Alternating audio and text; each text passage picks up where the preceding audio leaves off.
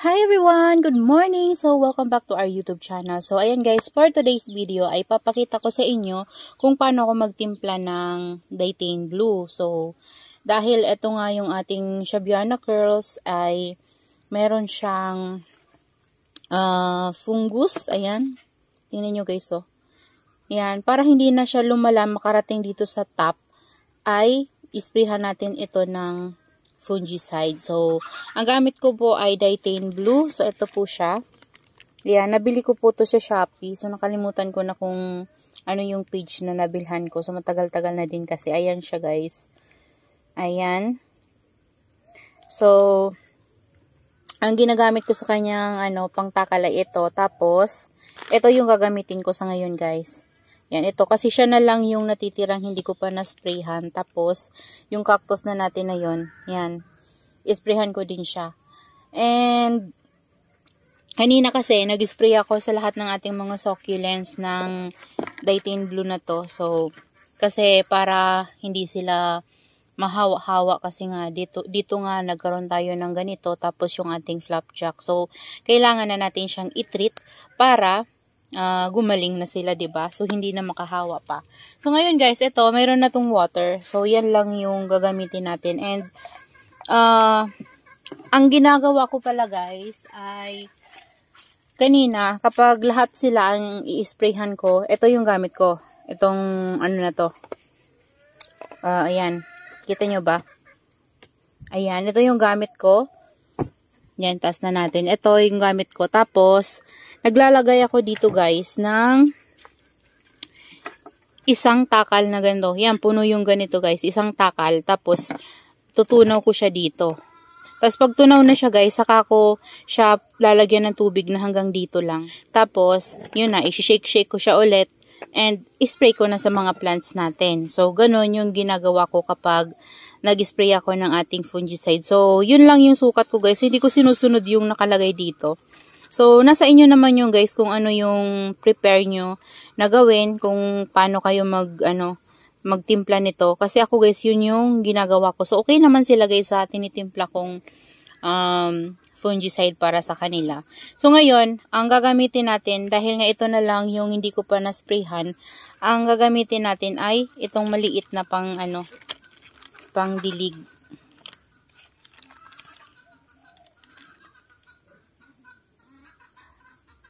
So, ayan na guys, nakakuha na tayo ng ating Daytane Blue.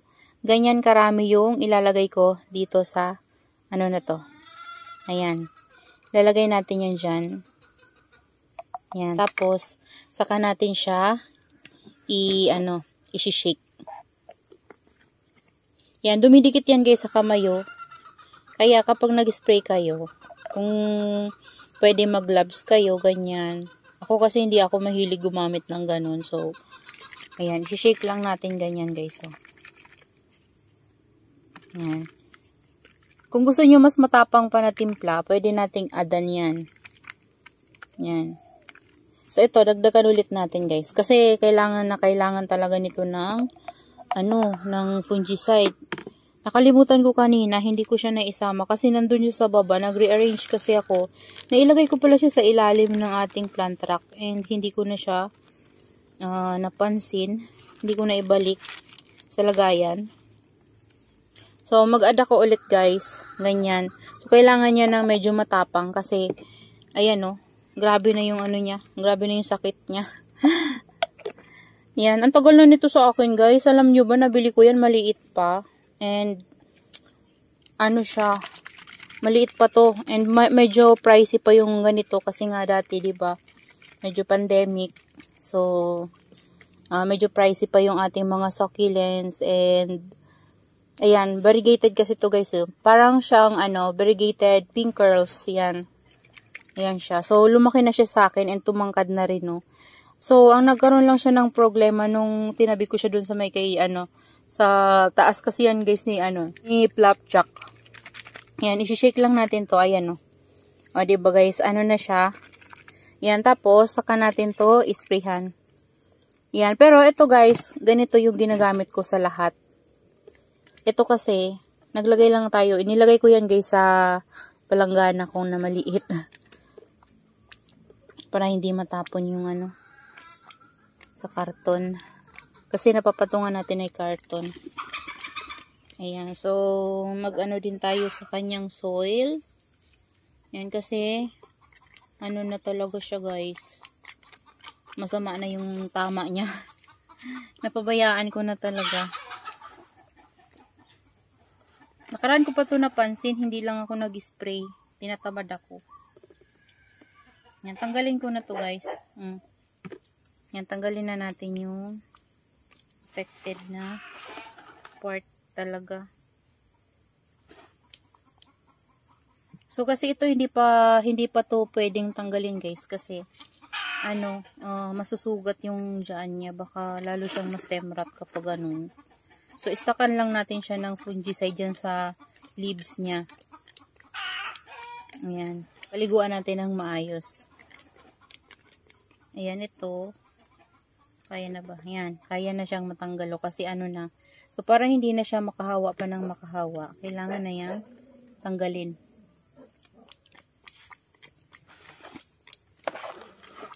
Ayan, guys. So, okay na yan siya.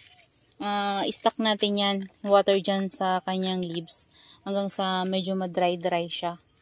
Ayan, so pati stem niya guys inanuhan na natin para sure. Ayan, so ito din itong ano ko na to,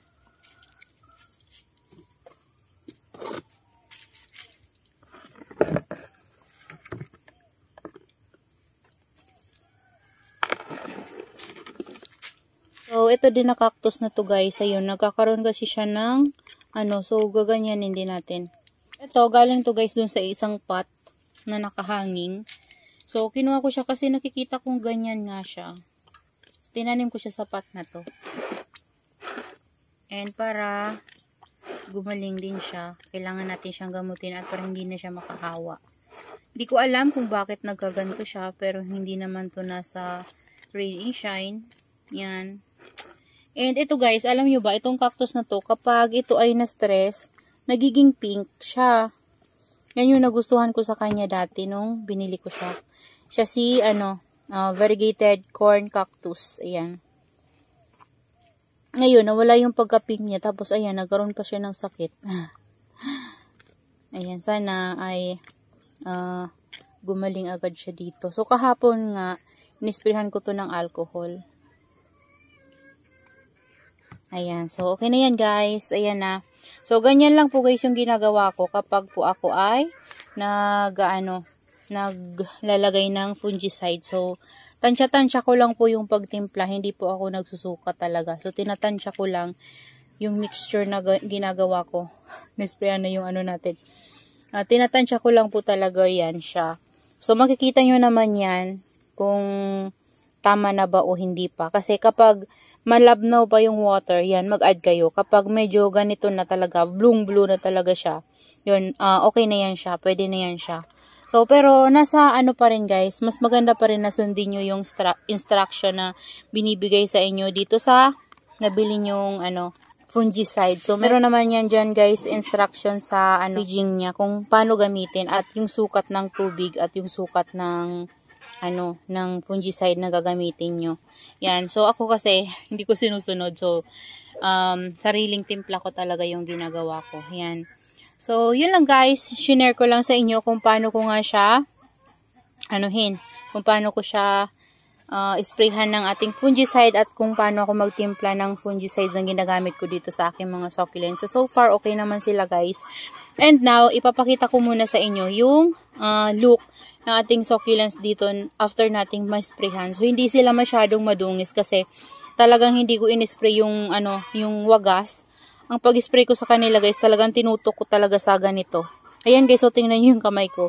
Yan, ganyan kapag nagtitimpla tayo ng fungicide. So, ipapakita ko sa inyo guys. So, ayan dito.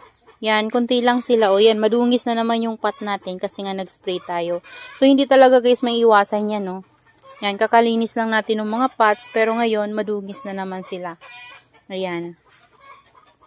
So, itong ating mga super balm. Yan, meron lang sila ng konti. Pero hindi ko sila masyadong in-spray kasi nasisira yung nila, yung ganda ng nila. Tingnan nyo naman ito guys, ganda, 'di ba? Yan, tapos, pasensyahan nyo na kamay ko. Yan, inisprehan natin yan guys. Yan, lalo na to guys, so, hindi na to makarecover sa akin, no, kasi lagi siyang nagkakaganyan. So, yun yung problema kasi guys, kapag yung panahon natin ay ulan-init, yan, palaging maulan, tapos biglang iinit, ganun, napaka-selan nitong ating mga succulents. So, yun yung nangyayari sa kanilang leaves. Kagaya niya, no, ito, diba, oh. Ayan, 'di ba? Nagkakaroon siya ng mga dot-dot. So ito guys, so tingnan niyo ang taba-taba. Yan.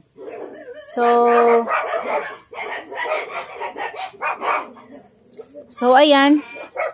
Lahat sila dito inisprayhan ko, pati yung ating mga nakahang. Ayan, so dito ganun guys. Pagpasensyahan niyo na guys yung aso, napakaingay talaga nila. Ayan. So nakausap ko na pala guys si Ma'am Mercy, and tinanong ko siya kung anong ID nito, and sabi niya ay Floridity. So, ito daw guys ay si Floridity, at kapamilya siya ni Agaboids. Ayan. Sobrang ganda talaga niya, oh, lalo na yung tips niya. Napakaganda guys, nagre-red pala. Yan, ito purong bibigay. Hayaan na natin yan. Yan. So, ayan, inisprayan ko po sila lahat. Lahat sila, ayan o, nadumihan na naman nga yung mga pots natin na hindi pa nagagamit, kasi hindi talaga maiwasan yun kapag nag-spray tayo. So, kahit na nadudungisan sila, kailangan talaga natin guys mag-spray para hindi sila magkahawa-hawa ng sakit. Kagaya nito, yan, tinanong ko si Ma'am Mercy kung ano dapat gawin kapag ganito. Ang sabi niya, kapag malaki na yung mga babies nito, tanggalin ko na yung mga dahon na, ayan, yung mga may dot-dot na yan, para hindi na siya makahawa pa dun sa baby. So, ang ginawa ko ngayon, kasi hindi pa natin siya matanggal-tanggal, maliliit pa yung baby niya. Ayan o, diba, maliliit pa yung baby niya. Hahayaan ko muna siyang uminom dyan sa, sa leaves niya. Yan. Hayaan ko muna siyang uminom dyan sa leaves niya, habang hindi pa siya gaanong nagkakaroon ng roots. So, maliit pa naman yung baby niya. Hanggang sa pag lumaki na yung baby niya, yun na yung time na tatanggalin ko siya kapag hindi pa talaga siya matanggal-tanggal. Kasi, ayan o, nagkakaroon siya ng mga dot-dot. Siguro ito yung nakahawa sa ating Shabiana curls. Kaya siya nagaganoon. Ayan. Pero, ayan, nasprayhan ko na din yan guys. Yan, lahat sila dito nasprayhan ko, pati itong ating kasi ito, napansin ko nahawa na din niya guys. So, ayan o. Ayan, nagkakaroon na din siya ng ganyan. O, diba? So, kailangan natin tanggalin yung mga ganyan kasi kakahawa yan sa kanila. Ayan. O, pati dito, o. Ayan, nagkakaroon sila ng fungus talaga, guys. Yan yung problema kapag ulan ng ulan. Hindi naman sila hindi naman sila nababasa ng ulan, pero ayan. So, ito, wala na to. Kailangan natin itong itapon para hindi na to makahawa pa. Ayan. So, yan guys. Ito, ang ganda niya. Ayan, ang ganda nila. So, ayan guys. Maraming salamat sa inyong panonood. Share ko lang po sa inyo yung kung paano ako magtimpla ng fungicide para sa ating mga succulents, para hindi sila magtuloy-tuloy sa pagfungus at hindi sila magkahawa-hawaan. Yan, kailangan talaga nila ng fungicide, lalo at ganito yung panahon natin, ulan ng ulan, tapos init. Nagkakaroon talaga sila ng ganyang mga sakit. So, kailangan natin silang gamutin. Ayan. So, yun lang guys. Maraming salamat po sa inyong panonood. At kung hindi pa po pala kayo nakapag-subscribe sa ating YouTube channel, please do subscribe, Merjan's Garden, like and share. Also hit the notification bell para lagi po kayong updated sa mga susunod pa nating video na gagawin. So, yun lang guys. Maraming salamat and see you on my next vlog. Happy gardening everyone. Bye-bye!